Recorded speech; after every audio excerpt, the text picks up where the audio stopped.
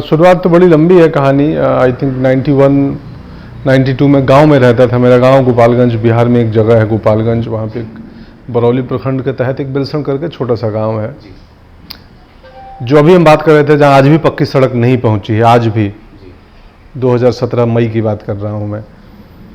तो बट अब उम्मीद कर रहे हैं कि बन जाएगी वो सड़क। तो मैं वहाँ से हूँ और वहाँ एक्टिंग के बारे में सोचना बड़ा मुश्किल काम था। हमारे यहाँ छठ में नाटक की परंपरा थी, साल में एक दफ़े एक त्यौहार होता है छठ। उस समय लोग नाटक करते थे, तो उसमें मैं भी शामिल हो जाता था। तो वो करते करते 2-3 साल किया, मज़ा आने लगा। फिर पटना आया आगे की पढ़ाई के लिए। फिर पटना में धीरे धीरे थिएटर देखने लगा, देखते देखते करने लगा। तो शुरुआत बेसिकली उस गांव से ही है, और जहाँ बिल्कुल कोई इंफ्रास्ट्रक्चर नहीं था, ना सुविधा, ना ही हमारे पास फिल्मी मैगजीन्स आते थे, कोई ऐसी सूचना नहीं थी, टीवी नहीं थे कि कहीं से हम सिनेमा से प्रभावित होकर आए। तो सिनेमा का मेरे ऊपर प्रभाव, बॉलीवुड का किसी भी हीरो का प्रभाव नहीं है, आज तक नहीं है। तो जर्नी वहाँ से शुरू हुई थी। फिर पटना आ गए, थिएटर करने लगा पटना में, धीरे धीरे देखते देखते, और काफ़ी साल थिएटर किया, 6-7 साल गंभीर रंगकर्म किया। देन वहाँ से दिल्ली में एक संस्था है, नेशनल स्कूल ऑफ ड्रामा, वहाँ मैं सेलेक्ट हो गया, NSD चला गया, NSD की ट्रेनिंग करी, और उसके बाद आ गए बम्बई। मेरे पिताजी किसान हैं, तो जब अमूमन आपके माता पिता किसान होते हैं ना, तो वो बहुत कुछ थोपते नहीं हैं अपने बच्चों पे, क्योंकि उनके ड्रीम्स कुछ बचे नहीं होते हैं। मिडिल क्लास, अमूमन मिडिल क्लास के हर आदमी के कुछ सपने बच जाते हैं। कि वो बनना चाहता था डॉक्टर, वो नहीं बन पाया, वो बन गया क्लर्क। या वो बनना चाहता था हॉकी प्लेयर, और मजबूरी में उसको प्राइवेट कुरियर कंपनी में नौकरी करनी पड़ी, मिडिल क्लास। तो उसका जो ड्रीम बचा होता है ना, वो हॉकी प्लेयर का या डॉक्टर का या एक्टर का, तो वो चाहता है कि मेरा बच्चा तो कर ले कुछ, बच्चा तो बन जाए वो।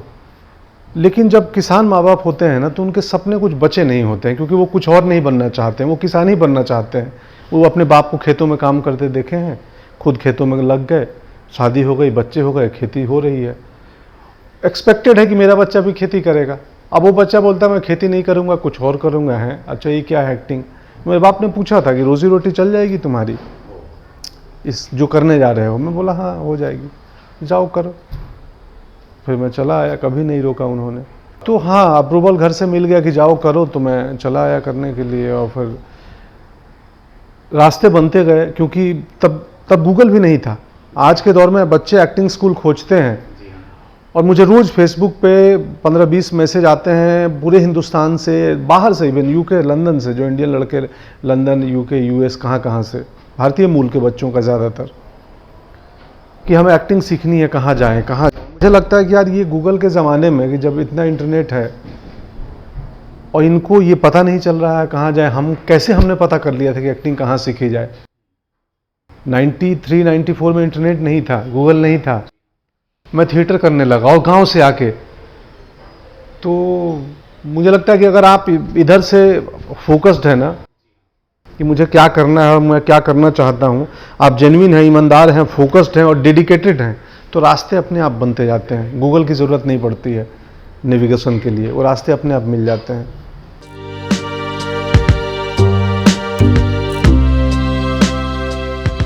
पटना में पढ़ाई लिखाई का बहुत अच्छा माहौल है, थिएटर का, लिटरेचर का, कहानी कविताओं का, अच्छे अच्छे लेखक हैं। तो हम सब उनके संपर्क में थे, और पढ़ाई खूब करते थे हम लोग, खूब लिटरेचर पढ़ते थे। आजकल ये भी एक, जो यंग जनरेशन के बच्चे हैं, उन्हें लगता है एक्टिंग करने के लिए, एक्टर बनने के लिए जिम जाना बहुत ज़रूरी है, 6 पैक बहुत ज़रूरी है, लुक्स बड़े ज़रूरी हैं। ऑफ कोर्स ये आपके 6 पैक, बॉडी बिल्डिंग, अच्छा लुक होना, स्टाइलिश कपड़े पहनना, ये बहुत ज़रूरी है एक्टिंग करने के लिए, और उससे ज़्यादा ज़रूरी है स्टार बनने के लिए। लेकिन एक्टर बनना चाहते हो तो सौरभ शुक्ला भी एक्टर हैं, और बिना 6 पैक के हैं, बहुत सारे हैं। तो उसके लिए फिर चाहिए विचार, और विचार के लिए चाहिए पढ़ाई। आपको पढ़ना पड़ेगा, बहुत पढ़ना पड़ेगा। तो हम पढ़ते थे, पढ़ते पढ़ते ड्रामा स्कूल का इम्तहान देने को हुआ। काफ़ी कठिन होता है वहाँ सेलेक्ट होना, लंबी लड़ाई होती है। तो बट मैं ईमानदार थे और लगे हुए थे, तो हो गया। 2001 में मैं सेलेक्ट हो गया था, और 2004 में पास आउट हुआ। पास आउट हो गए। फिर हिंदी थिएटर में पैसे नहीं है, हिंदी थिएटर का अभिनेता भूखे मर सकता है, तो क्या किया जाए। तो फिर एक ही राह बची हुई थी, वो था मुंबई आ जाओ, सिनेमा करते हैं। तो मुंबई आ गया। फिर यहाँ एक एक दो दो सीन की जर्नी शुरू हुई। रन में छोटे से एक दो सीन का रोल किया, ओमकारा में छोटा किरदार किया, धर्म एक फिल्म आई थी 2007 में, बड़ा रोल था, बट वो उस समय की छोटी फिल्म थी, इंडिपेंडेंट फिल्म थी, छोटी फिल्म तो नहीं थी। उसको नेशनल अवार्ड मिला, लेकिन वो लोगों तक नहीं पहुंची, आम पब्लिक तक उतने। तो फिर लड़ाई चलती रही, एक सीन दो सीन का रोल करते करते फाइनली कुछ फिल्में आई, वासेपुर से लोगों ने ज़्यादा पसंद किया, सराहे।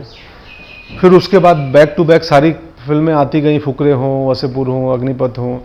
मैं हर जगह लोग बोलते हैं कि ये अभिनेता किसी भी रोल में कुछ तो करता है, तो एक क्रेडिबिलिटी, एक भरोसा लोगों का बनते गया कि यार नहीं यार, ये है तो भरोसा किया जा सकता है, ये कुछ तो करेगा। और ये बहुत बड़ी बात है एक अभिनेता के लिए कि आम दर्शक का, समीक्षक का, क्रिटिक्स का आप पे भरोसा बनना। अक्सर मैं पढ़ता हूँ रिव्यूज़ में, अच्छे अच्छे क्रिटिक्स का पढ़ता हूँ, शुभ्रा गुप्ता, राजीव मसंद, अक्सर वो लोग एवर रिलायबल लिखते हैं मेरे नाम के साथ कि वो है, उस पर आप भरोसा कर सकते हो।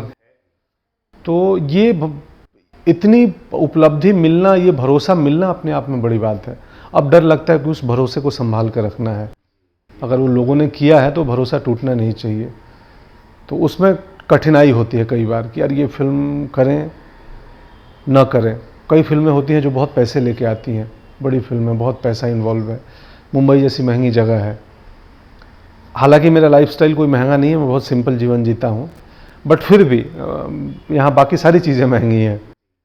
तो आपको दोनों संतुलन बना के चलना है कि आप थोड़े कमर्शियल फिल्में भी करो जहाँ से पैसे आ जाएं, और थोड़ी सेंसिबल, मीनिंगफुल, इंडिपेंडेंट फिल्में करो जिससे आपका अभिनेता बचा रहे और ग्रो करते रहे।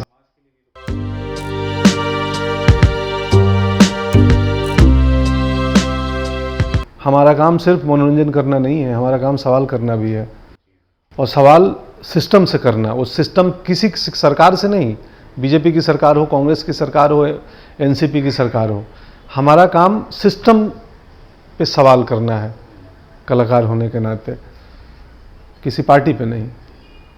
तो अगर नहीं करेंगे तो धार कमज़ोर हो जाएगी। फिर हम अगर तंत्र का हम सराहना करने लगेंगे तो वैसे कवि हो जाएंगे जो राजा अपने यहाँ पहले रखते थे। राजाओं के दरबार में कुछ कवि होते थे जिनका काम था कि राजा की आप तारीफ में कविताएं पढ़िए, आप ये हैं, आप वो हैं, आप ग्रेट हैं।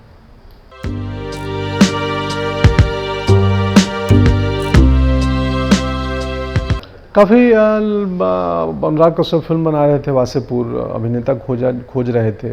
मुझे मालूम चला झारखंड बेस्ड फिल्म है, तो मैंने भी प्रयास किया।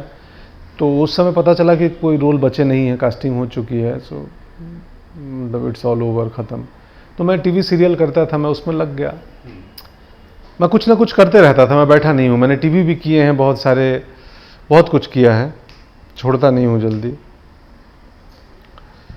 तो फिर थोड़े दिन बाद मुकेश छाबड़ा जो कास्टिंग डायरेक्टर हैं, उनका फ़ोन आया कि भाई एक ऑडिशन करना है, आ जाओ। तो मैं गया और हमने 8 घंटे ऑडिशन किया, बहुत सारे सीन किए। और मैं प्योरली वासेपुर में मैं इम्तहान दे के, ऑडिशन दे के आया हूँ। अनुराग मुझे जानते भी नहीं थे व्यक्तिगत, मैं कौन हूँ, क्या हूँ। उनको शायद ये उम्मीद भी नहीं थी कि मैं बहुत अच्छा एक्टर हूँ। तो वो मुझे लगता है फिर ऑडिशन के टाइम भी होने के बावजूद भी उनको भरोसा नहीं था कि बहुत अच्छा है, क्योंकि वो मैंने सुना था बाद में कि अनुराग बहुत ज़्यादा मेरे ऑडिशन को लेकर हैप्पी नहीं थे कि यार यही करेक्ट बंदा है।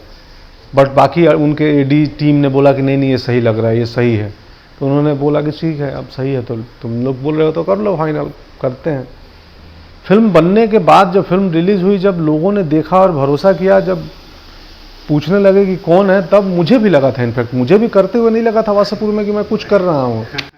मैं जैसे बाकी औसत फिल्में करता था ना, वैसे ही था। एक फिल्म ये भी है, ये भी आएगी जाएगी, बाकी जैसे आती हैं और कुछ खास होता नहीं है। मेरे लिए तो साधारण सी बात थी। फिल्म आने के बाद मैं भी हिल गया था कि ये क्या हो गया, लोग इतना पसंद कर रहे हैं। और तो मेरे लिए भी था, और वैसे ही पूरी टीम के लिए होगा।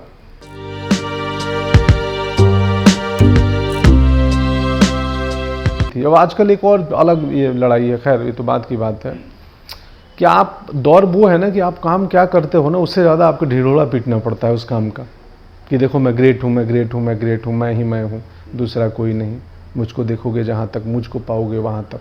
हर व्यक्ति इमेज मेकिंग में लगा है, अपनी तारीफ करने में लगा है, मैं ही मैं हूँ। मुझे वो अच्छा नहीं लगता है, इसलिए मैं अच्छे काम कर लेता हूँ, लेकिन मुझसे मार्केटिंग नहीं होती है, खुद की तारीफ खुद ही नहीं होती है, दूसरे करें। खैर, मैं सवाल कुछ और था, मैं कहीं और जा रहा हूँ। दौर इमेज मेकिंग का है कि आप, हमारे जो दर्शक हैं ना, बहुत भोले हैं। मुझे कई बार लगता है कि जैसे कई बार राजनीतिक पार्टियां चुनाव में आती हैं, बहुत सारे वायदे करती हैं और फिर वो दगा दे जाती हैं, उन वायदों पे खरी नहीं उतरती हैं, कोई भी राजनीतिक पार्टी। वैसे ही कई बार मुझे लगता है कि हमारा सिनेमा जो है ना, प्रोमो मतलब हमारा कैंपेन, हमने एक अपना मैनिफेस्टो जारी किया कि भाई ये हमारे चुनावी वादे हैं, आप आ जाओ फ्राइडे को। तो प्रोमो बनाना हम सीख गए हैं। कई बार ऑडियंस ठगा महसूस करते हैं, लेकिन उनकी आदत यह है कि उनको इतने ज़्यादा, आप अखबार में किसी फिल्म का, किसी अभिनेता की 10 बार तारीफ पढ़ लोगे ना, तो अभिनेता अगर औसत भी होगा तो भी व्यूअर जो है ना, मान के जाती है ऑडियंस की तो ग्रेट है, क्योंकि उन्होंने 6 महीने से पढ़ते आ रहे हैं कि वो तो ग्रेट हैं। अपना विवेक नहीं लगाते हैं लोग तय करने में कि सच में ग्रेट हैं कि मैं मीडिया के द्वारा बनाई हुई इमेज के थ्रू मैं इनको ग्रेट समझ रहा हूँ। तो किसको फुर्सत है, एक कुछ सोशल मीडिया पे कुछ कैसी भी खबर आ जाती है और लोग ठीक से पढ़ते भी नहीं है, लाइक्स मार देंगे और या शेयर करने लगेंगे, और 6 महीने बाद पता चलता है वो तो नकली खबर थी। नकली खबर भी हमारे मुल्क में 10 करोड़ लोग शेयर कर लेते हैं, पढ़ लेते हैं। किसी के पास शायद उतना फुर्सत नहीं है, या शायद वैसा विवेक नहीं है, विचार नहीं है कि यार कुछ भी खबर, कुछ भी सिनेमा को थोड़ा तह में जाए, उसकी बारीकियों में घुसें कि यार कितना ऑथेंटिक है ये चीज़।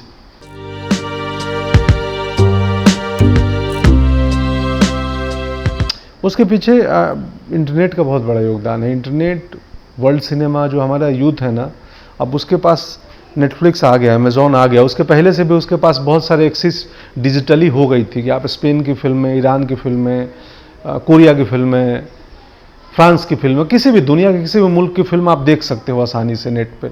हाँ, अभी वो 20 सेंटर में, अभी वो भभुआ में और जमुई में नहीं होगा, बट पटना में का यूथ अब देखने लगा है वर्ल्ड सिनेमा। पटना के बाहर जाओगे तो भले छपरा में कोई ना देखता हो, कम हो, 5 ही लड़के हों जो वर्ल्ड सिनेमा देखते हों, बट पटना में, लखनऊ में अब एक नई पीढ़ी के बच्चे जो आए हैं, इंटरनेट आने के बाद उनके पास एक्सेस है। तो वो फिर हो गया कि नहीं यार, सिनेमा मतलब सिर्फ यही नहीं है, सिनेमा मतलब कुछ और भी हो सकता है। यही वजह है कि मसान जैसी फिल्में बन पा रही हैं, चल पा रही हैं। दृश्यम एक कंपनी है, न्यूटन जिसकी फिल्म है अभी हमारे आने वाली फिल्म है, तो वो बैनर, वो दृश्यम फिल्म्स, आंखों देखी, मसान, धनक, न्यूटन एक उनकी रुख है। तो ऐसे ऑफबीट सिनेमा में पैसे लगा रहे हैं और फिल्में बन रही हैं।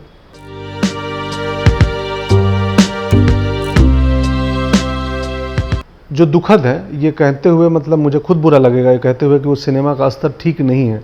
जिस किस्म की भोजपुरी फिल्में अभी बन रही हैं वो स्तरीय नहीं है, ये सच है, ट्रूथ है। बट जो कुछ नहीं था उससे बेहतर है कि बन रही हैं, एक बाजार बन रहा है। कि पहले, आज से 15 साल पहले भोजपुरी सिनेमा बंद था, इंडस्ट्री बंद थी, अब शुरू हुआ है, फिल्में बन रही हैं, काफ़ी बन रही हैं, स्तरीय नहीं बन रही हैं। तो बाजार रहेगा तो स्तरीय कल को बन सकती है, अगर बाजार ही खत्म हो जाएगा तो फिर स्तरीय और स्तरहीन हो जाएगा। तो हम उम्मीद करते हैं कि भोजपुरी सिनेमा भी ग्रो करेगा, लोग मीनिंगफुल फिल्में बनाएंगे। अब रही बात कि हमने ऑडियंस को ट्रेंड नहीं किया है। मैं मसान, छपरा में, सिवान में, जहाँ का मैं हूँ, पूर्वांचल में कहीं नहीं लगी थी। नील बटे सन्नाटा पूर्वांचल में कहीं नहीं लगी। पटना आखिरी डेस्टिनेशन उनका पटना, कोई भूल भटक के मुजफ्फरपुर 1-2 मल्टीप्लेक्स है वहाँ पहुँच जाती है। तो हमें इन फिल्मों को सिंगल स्क्रीन तक पहुँचाना पड़ेगा, वो बहुत ज़रूरी है उसके लिए, क्योंकि वहाँ पहुँचेगी तभी तो पता चलेगा कि ऑडियंस ने उसको एक्सेप्ट किया या रिजेक्ट किया। पहुँचती ही नहीं है। अब एक ग्लोबल वार फिल्म आई थी, वो पहुँची ही नहीं बिहार, जबकि वो बिहार की कहानी थी, बड़ी खूबसूरत फिल्म थी, कमर्शियल एरिना में वाली फिल्म थी वो, तो वो नहीं पहुँच पाती है वहाँ तक। और इसके लिए प्रयास करना होगा, डिस्ट्रीब्यूटर को भी लगना पड़ेगा, हम सबको लगना पड़ेगा कि अच्छी फिल्में हमारे क्षेत्र में कम से कम पूर्वांचल तक पहुँचे।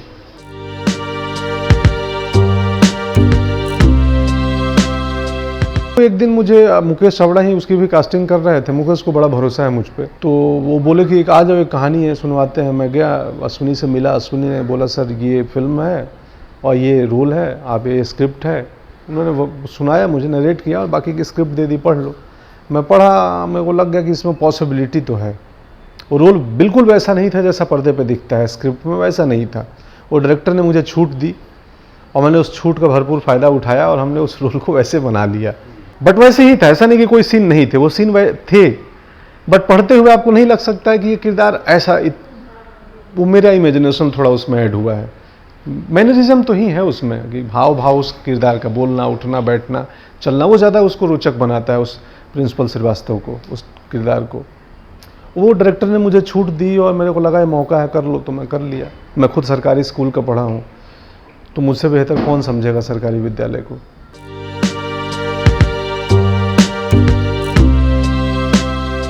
देखो, पहुंच के हिसाब से ना, इन टर्म्स ऑफ रीच, दायरा बिल्कुल ख़त्म हो चुका है।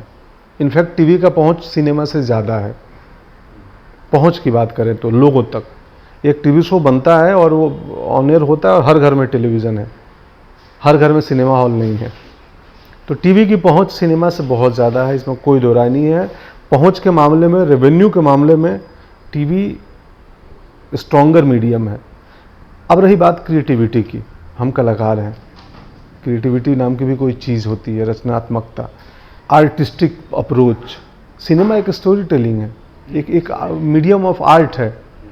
टीवी मीडियम ऑफ आर्ट नहीं है, वो कमर्शियल मीडियम है। वहाँ कुछ भी छाप के, वहाँ का आर्ट है जो औरत को हुक में फंसा के रखो, औरतों को, जो उनकी व्यूअर्स हैं, कि उनको एक हुक डाल के रखो कि अब अगले एपिसोड में क्या होगा। तो वो फ्रीज बोलते हैं, टीवी के एपिसोड का आखिरी सीन होता है ना, तो उसको टेक्निकल टर्म में बोलते हैं फ्रीज पॉइंट। तो वो फ्रीज हो जाता है। तो मैं बोल, डेली सोप नाम था, तो मैं भी ये करता था बीच में, डेली सोप। तो मैं बोलता था डेली सोप है, रोज़ का साबुन है, हम लोग घसते हैं पहले 20-22 मिनट, झाग बन जाता है, झाग बनता है, वहाँ फ्रीज कर देते हैं और अगले दिन वापस उस पर पानी गिरा देते हैं, वो झाग धुल जाता है, डेली सोप फिर घसना चालू हो जाता है, फिर फ्रीज कर देते हैं। तो वही है, टिफ़िन लेके जाओ, सरकारी नौकरी, पहुंच बहुत बड़ी है, क्रिएटिविटी उतनी बड़ी नहीं है, क्रिएटिविटी बहुत कम है। दूसरे किस्म की क्रिएटिविटी है कि ऑडियंस को फंसा के रखो। आज किसी भी महिला से पूछो जो कि किसी सीरियल को 5 साल से देख रही है, उससे पूछो 20 एपिसोड पहले क्या हुआ था, उनको याद ही नहीं है, पता नहीं क्या हुआ था, कुछ शायद उसकी उससे शादी हो रही थी या क्या हो रहा था। अखबार है, रोज़ छपता है, सुबह आता है, 2 घंटे बाद उसका वैल्यू ख़त्म, सब्जी काटी जाती है उस पर। सिनेमा उपन्यास है, नॉवेल है, आज छपेगा और हमारे पोते भी पढ़ेंगे, वो लाइब्रेरी में रहेगी कहीं ना कहीं किताब। तो पहुंच के मामले में वो स्ट्रॉन्ग है, क्रिएटिविटी के मामले में स्ट्रॉन्ग। अभी हमारा टीवी नहीं हुआ है, अमेरिकन टीवी हो गया है। आप गेम ऑफ थ्रोन्स देख लो, उनके आप सीरीज़ देख लो, हमारी फिल्मों से बड़ी है। तो हमारा अभी नहीं हुआ है, होपफुली हो जाएगा।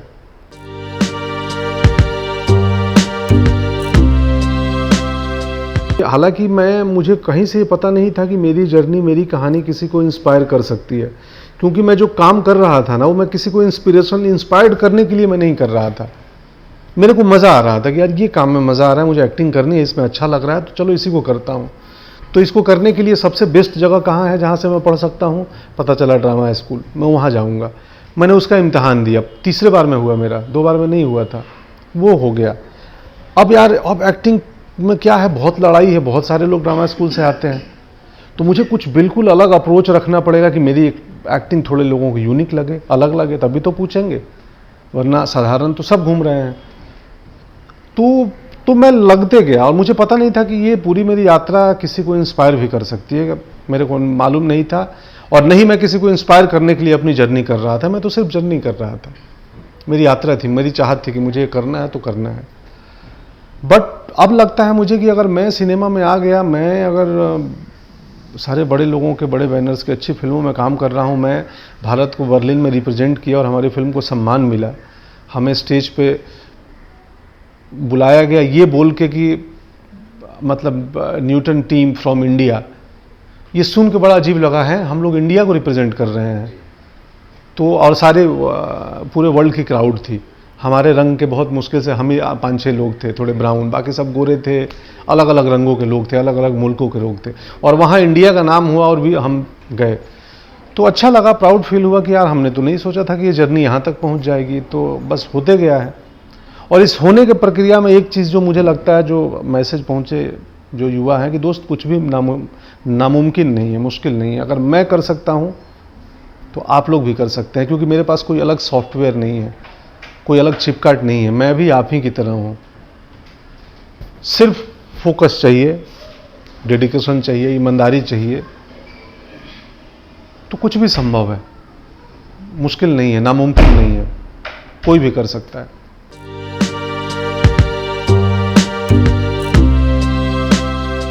नहीं है ऐसा, क्योंकि मुझे पता है ना, मैं क्राफ्ट अपना जानता हूँ, मैं कॉमेडी भी कर सकता हूँ बहुत अच्छी, जो की है नीलबट्टे में या फुकरे में। इस साल आएगी फुकरे 2 में, बहुत धमाल है मेरा, मतलब मेरा नहीं सबका है, बट कॉमेडी अच्छा है, बहुत बढ़िया, मेरा वाला तो अच्छा है। तो एक फिल्म में अगर कॉमेडी करते हैं तो लगता है कि दूसरी में फिर अगेन कॉमेडी नहीं करेंगे, कुछ तो अपने लिए बदलें, तो दूसरे में लगता है थोड़ा सीरियस कुछ करते हैं, इसमें कुछ इंटेंस हो, थोड़ा सीरियस हो, थोड़ा रियलिस्टिक अप्रोच हो। फिर आप बहुत इंटेंस रोल कर लेते हो तो लगता है कि यार बहुत इंटेंस हो गया, अब थोड़ा कुछ लाइटर कर लेते हैं। निरंतर प्रक्रिया है, ये रोज़ लड़ाई होती है। हर रोल में हमारा दिमाग लगता है कि यार इसको कैसे अलग करूं, क्या करूं कि ये पिछले काम से या मेरे बाकी के काम से अलग हो। मेरी शक्ल अमूमन इतनी ही है, मेरी हाइट में नहीं बदल सकता हूं। मैं 5 साढ़े 10 का हूं तो 5 फीट 10 से साढ़े 10 इंच का ही रहूँगा, मैं छोटा नहीं हो सकता हूँ। मेरी टुड्डी, मेरी आँखें ऐसी ही रहेंगी, तो मैं इसी फिजिकलिटी को कैसे थोड़ा सा बदलूं हर किरदार में, जो थोड़ा इंटरेस्टिंग लगे, जो पिछले जैसा ना लगे।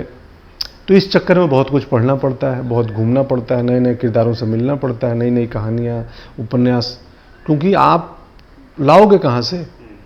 हम मसाला जो है, हम कैरेक्टर्स तो समाज से ही लाते हैं ना, या तो लिटरेचर से मिलते हैं या समाज में मिलते हैं, लोगों से मिलते हैं। मैं आज भी सब्ज़ी लेने जाता हूँ दुकान पे, मैं काला चश्मा लगा के और काली कांच वाली गाड़ी में नहीं घूमता हूँ। जिस दिन मैं काला चश्मा और काली गाड़ी में घूमने लगूंगा, उस दिन मैं डिस्कनेक्ट हो जाऊंगा लोगों से, और लोगों से डिस्कनेक्ट हो जाऊंगा तो फिर मेरी अभिनय में ट्रूथ शायद नहीं बचेगी। इनपुट रहता है मेरा बहुत अच्छा। अब मैं पहली बार किसी ने पूछा है, मैं जान के करता हूँ। मुझे पता है एक चीज़ कि अगर मैं कितना भी सीरियस काम करूँगा ना, तो ऑडियंस थोड़ी देर बाद बोर हो सकती है, डिस्कनेक्ट हो सकती है। लेकिन अगर हम उनको अपने सीन में 2 जगह भी ना पेट पकड़ के हंसाऊं, बट उनके चेहरे पे मुस्कुराहट आ जाएगी ना, तो वो जुड़े रहेंगे।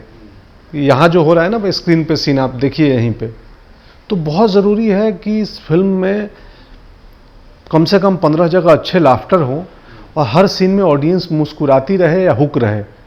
ह्यूमर सीरियस सीन में भी आ सकता है, और सीरियस सीन में बहुत खूबसूरती से ह्यूमर को लाया जा सकता है। मैं करता हूँ वो, अब बहुत सटल वे में। उसके लिए मुंह नहीं बनाना है, कैरिकेचर नहीं करना है, ना ही कोई चुटकुले कहनी है। तो मैं जान के करता हूँ, क्योंकि मुझे पता है कि नहीं तो हो सकता है कि मेरी जो ऑडियंस है, जो लोग मुझे देख रहे हैं, वो डिस्कनेक्ट हो जाएंगे। आपकी ज़िंदगी में, हर की ज़िंदगी में बहुत परेशानियाँ हैं। वो थिएटर देखने आते हैं, सिनेमा हॉल के अंदर आते हैं, अगर आपने उनको अट्रैक्ट नहीं किया ना अपनी तरफ, तो वो तुरंत अपनी प्रॉब्लम में लग जाएंगे। हर के पास एक ये यंत्र है, मोबाइल, जो कि तुरंत भटकाएगा। एक मैसेज आएगा, उस मैसेज से कहीं और चले जाओगे, और वहाँ से कहीं और चले जाओगे। तो इसलिए सिनेमा में हमें वो हुक रखना पड़ेगा कि वो कहीं भटकिए मत, यहाँ हम कुछ कर रहे हैं, और हम कुछ कर रहे हैं उसके लिए हमें उनको बोर नहीं करना है, सुलाना भी नहीं है।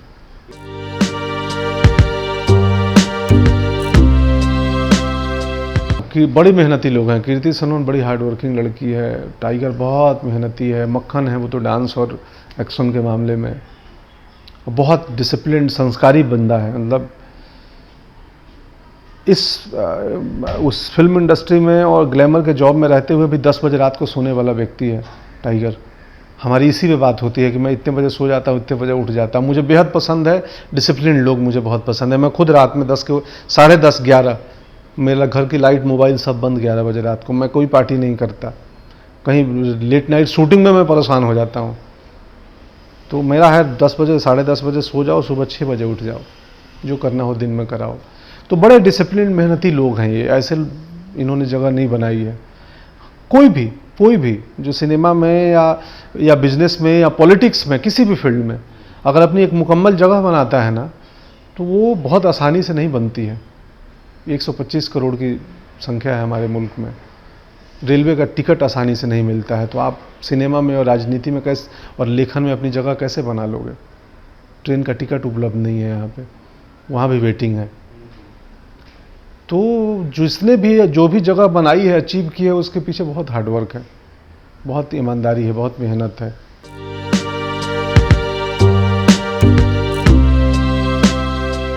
एक्शन का हमने कर लिया, 2-3 एक्शन सीन हमारे शूट हो चुके हैं, काफ़ी हवा में उछले हैं हम लोग। मुझे उसने बहुत सारी चीज़ें सिखाई, बड़ी टेक्निक उसको पता है, क्योंकि मार्शल आर्ट बैकग्राउंड का लड़का है वो। उसकी टीम है अपनी, 3-4 लोग साथ में रहते हैं जो सब मार्शल आर्ट वाले हैं। तो एक दिन मैं अचानक सेट पे लाठी घुमा रहा था, मैं लाठी बहुत अच्छा चलाता हूँ। वो लाठी देख के शॉक्ड हो गया कि अरे सर ये क्या क्या किया आपने, कैसे किया, फिर से करो। मैं फिर से घुमाया, बोला यार ये हमें सीखना है, आप हमें सिखा दो। मतलब ठीक है, मैं सिखा दूंगा। तो वो ऐसा है कि फिजिकल फॉर्म में कुछ भी उसको दिखता है तो लगता है कि कैसे करूं, मैं कैसे सीख लूं। चेजिंग सीन में वो देखते रहता है कि दीवार किधर है, अच्छा मैं इस पर भी जंप मार सकता हूं, मैं ये भी कर सकता हूं। तो टाइगर को जब सीन में डालो ना, तो सीन में आते हुए आसपास की दीवार दरवाजे देखने लगता है, किसको जंप करूंगा मैं, इस दीवार पे भी चढ़ के मैं जंप मार लूँगा, वहाँ से भी मैं एक कर लूँगा।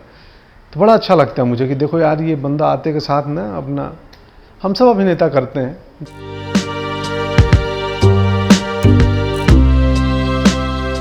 मसाला एंटरटेनर फिल्म है, बच्चों को भी मज़ा आएगा और होपफुली लोग बड़े एंजॉय करेंगे। उसमें कहानी भी है, बट मेन मकसद मनोरंजन है फिल्म का, मेन मकसद मनोरंजन है फिल्म का। इवन न्यूटन भी सटायर है, नाम न्यूटन है और फेस्टिवल में फिल्म को अवार्ड मिल रहा है, तो ये ना समझें कि कुछ सीरियस गंभीर फिल्म होगी। ह्यूमर है, फार्स है, ब्लैक कॉमेडी है न्यूटन। आप पेट पकड़ के न्यूटन के कुछ सीन में हंसोगे और मुस्कुराहट थ्रू आउट द फिल्म रहेगी आपके न्यूटन में। तो बोरिंग फिल्म नहीं है, पैसा वसूल फिल्म है।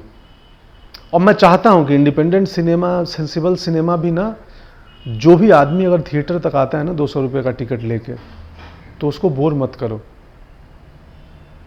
उसको आप, ठीक है कि हम अब मुंह नाक नहीं बनाएंगे, चुटकुले नहीं देंगे, हम सेक्स कॉमेडी नहीं बनाएंगे, लेकिन हम उनको मनोरंजन तो ज़रूर कराएंगे। मेरा तो ये मानना है कि मैं बोर नहीं करूंगा, मैं आपको एंटरटेन भी करूंगा, लेकिन साथ साथ एक बात भी कहूंगा, एक विचार भी दूंगा। आप सिर्फ थिएटर से खाली नहीं निकलोगे।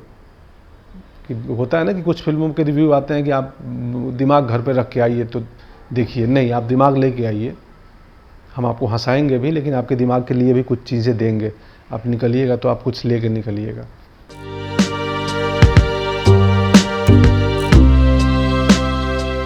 उसके अलावा गुड़गांव करके एक बहुत अच्छी फिल्म है जिसका आज न्यूयॉर्क में स्क्रीनिंग है, न्यूयॉर्क इंडियन फिल्म फेस्टिवल में। गुड़गांव उसमें लीड रोल में हूँ मैं, गुड़गांव शहर की कहानी है वो। उसके बाद जूली 2 आएगी, उसमें भी बहुत बढ़िया रोल है, कमर्शियल फिल्म है। उसके बाद आएगी एक मैंगो ड्रीम्स फिल्म है मेरी, जिसके लिए कल ही मुझे कहीं बेस्ट सपोर्टिंग एक्टर का अवार्ड मिला। अंग्रेजी फिल्म है वो, एक अमेरिकन बंदे ने बनाई है, जॉन ऑफ चर्च नाम है उनका। दुनिया भर के बहुत सारे फेस्टिवल में, अभी तक आई थिंक 30 के ऊपर फेस्टिवल में जा चुकी है वो फिल्म। हर जगह सराही जाती है, कहीं बेस्ट नैरेटिव का, कहीं किसी किसी चीज़ का अवार्ड मिलता है। बहुत खूबसूरत फिल्म है, भारत पाकिस्तान के संबंधों को दूसरे तरीके से कहती है वो फिल्म। हाँ, रोड फिल्म है, अहमदाबाद से पाकिस्तान बॉर्डर तक 2 लोग रोड पे जर्नी कर रहे हैं ऑटो में, और उन 2 लोगों की कहानी है। मैं हूँ और एक पीछे बुजुर्ग है, वो बुजुर्ग है राम गोपाल बजाज, हमारे ड्रामा स्कूल के डायरेक्टर थे, और मैं। तो ये न्यूटन है, बरेली की बर्फ़ी है, मुन्ना माइकल है, जूली 2 है, गुड़गांव है, फुकरे है, रिटर्न्स है, मैंगो ड्रीम्स है, एक कॉमेडी फिल्म है लाइफ बिरयानी। तो काफ़ी कुछ है इस साल तो, और कुछ इंटरेस्टिंग स्क्रिप्टें अभी पढ़ रहा हूँ जो करने के लिए जाएंगे, तो अच्छा है, बेहतर है। कोई एक ड्रीम रोल है आपका कि इस तरह का रोल करूं? नहीं, मेरा हर रोल मेरा ड्रीम रोल है। हर रोल मेरा ड्रीम रोल है। हर रोल में मैं चाहता हूँ कि इसको मैं अपना ड्रीम रोल बना लूँ, कुछ तो ऐसा करूँ कि लोगों को याद रहे।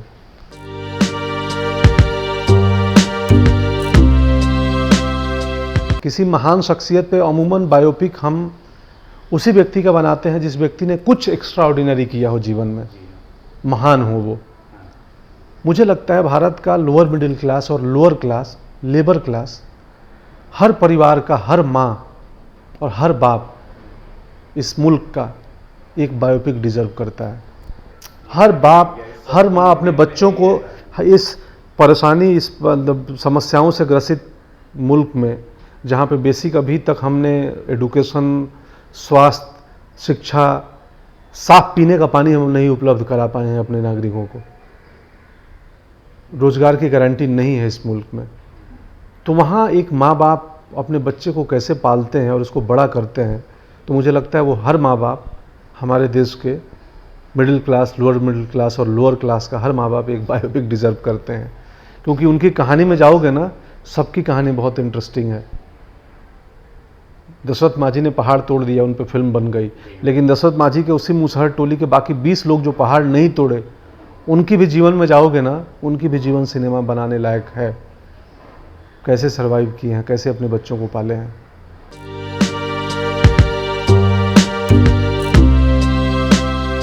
बिल्कुल कमी नहीं है बाप, बहुत है। हमें सहेजना नहीं आता है। हमें, हमारे मुल्क के लोगों को ना अपनी चीज़ों को, मैं यूरोप गया था अभी पिछले दिनों, 15-20 दिन था, छोटे छोटे मोनूमेंट उन्होंने बचा के रखे और वो उसको टिकट लगा दिया है और उसको हेरिटेज प्रॉपर्टी डिलीवर्ड कर दिया है, डिक्लेयर की हेरिटेज है जी। हमारे यहाँ 2000 साल पुरानी चीज़ें खंडहर बनी पड़ी हैं, टिकट लगाना तो क्या, हमने सहेजा तक नहीं है, मतलब कदर नहीं है। कदर नहीं है। हम अपने मुल्क में, हम लेखकों को, कवियों को, हम उनको, मतलब उनका जो रिस्पेक्ट वो डिज़र्व करते हैं वो देना नहीं जानते हैं। यहाँ लेखक एक भूखमरी परेशानी में मर जाता है, कई लेखक, राइटर है यार, हम राइटर, कलाकार, पेंटर, ये आम लोग नहीं हैं बाबा। ये हम, ये समाज को रिप्रेजेंट कर सकते हैं कहीं पे, हम समाज को बेहतर ही बनाते हैं। बिजनेस का होना बहुत ज़रूरी है एक मुल्क में। अगर जीडीपी, इकोनॉमिक टूट गया इस भारत का ना, तो 5 साल लगेगा, कोई दूसरा एक व्यक्ति आएगा जो इकोनॉमी खड़ा कर देगा। लेकिन कल्चर, संस्कृति टूट गई ना, तो पीढ़ियाँ लगेंगी, खड़ी नहीं हो पाएंगी। और हम कलाकार, कथाकार, कवि, नाटककार, पेंटर, डांसर, हम संस्कृति को आगे ले जाते हैं। हम बिजनेस को भले आगे ले जाएं ना ले जाएं, तो हमारा होना उतना बहुत ज़रूरी है। और इनको, समाज को इनको सहेज के रखना चाहिए। इसलिए नहीं कि मैं कलाकार हूं तो बोल रहा हूं कि हमें, मुझे सहेजो, नहीं नहीं, बट आप खुली रखो दृष्टि। आप देखो ना, आप पॉपुलर चीज़ें बहुत जल्दी क्लिक हो जाती हैं। संगीत जो हमारे मुल्क में जो क्लासिकल संगीत विलुप्त होते जा रहा है, और ये रैपर आते हैं नए नए, ऐसे टेढ़ी टोपी लगा के और कुछ ऐसे करते रहते हैं और वो पॉपुलर हो रहे हैं यूथ में। वो संगीत है? नहीं है संगीत वो। हाँ, उसके लिए क्लासिकल संगीत को भी उन बच्चों तक जाना होगा, अपने आप को थोड़ा सहज करना होगा कि तुम आओ, मैं तुम्हें मुस्कुराऊंगा। जो मैंने बोला ना एक्टिंग में, कि मैं चाहता हूं कि आप मुस्कुराएं, आप बोर ना हो, आप समझे मेरी बात को, और आहिस्ते से मैं अपना काम भी कर दूंगा। खैर, मैं बहुत बोलता हूं।